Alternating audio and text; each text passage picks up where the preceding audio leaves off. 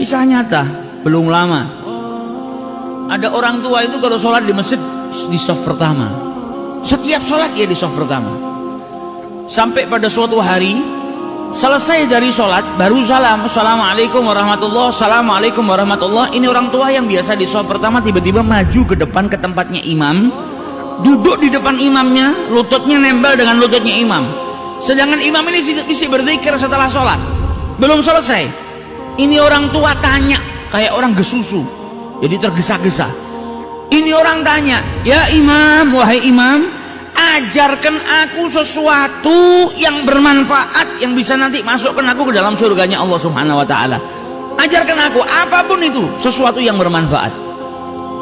Maka sang imam bingung, dia masih belum selesai berzikir kepada Allah. Ini orang tua ini tanya terus, ajarkan aku sesuatu. Maka sama imamnya dijawab, qala Nabi sallallahu alaihi wasallam.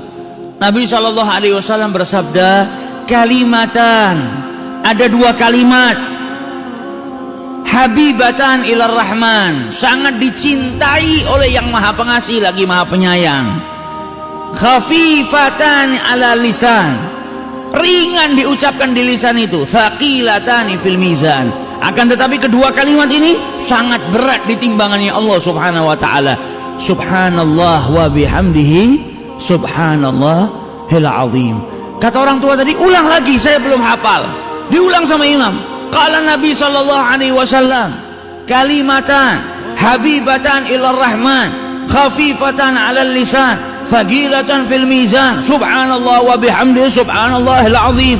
Ulang lagi, saya belum hafal. Diulang sama imamnya beberapa kali sampai akhirnya bas, saya sudah hafal.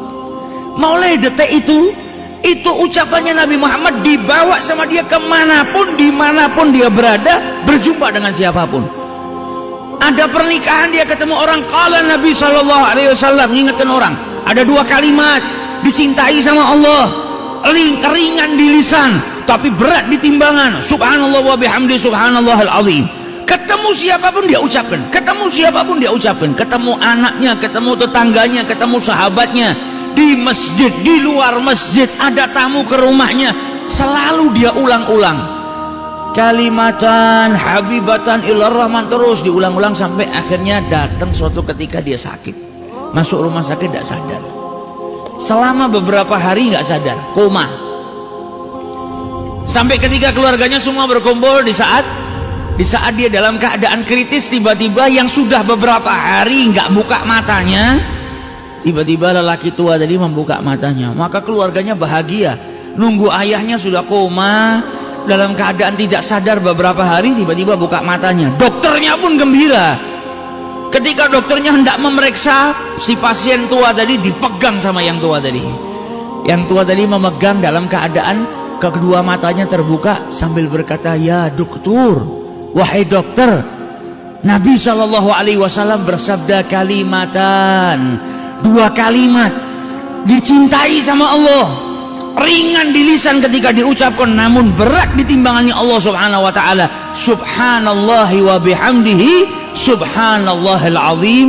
Ketika itu meninggal dunia, meninggal dalam keadaan mengucap subhanallah wa bihamdihi subhanallahil azim, mata ala husnil khatimah.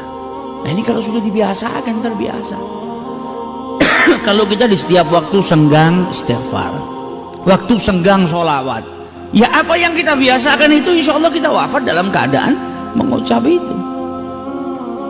Kalau terbiasanya malah ngomong kotor, ya akhirnya kita wafat juga dalam keadaan berbicara kotor. Wa'iyadzubillah.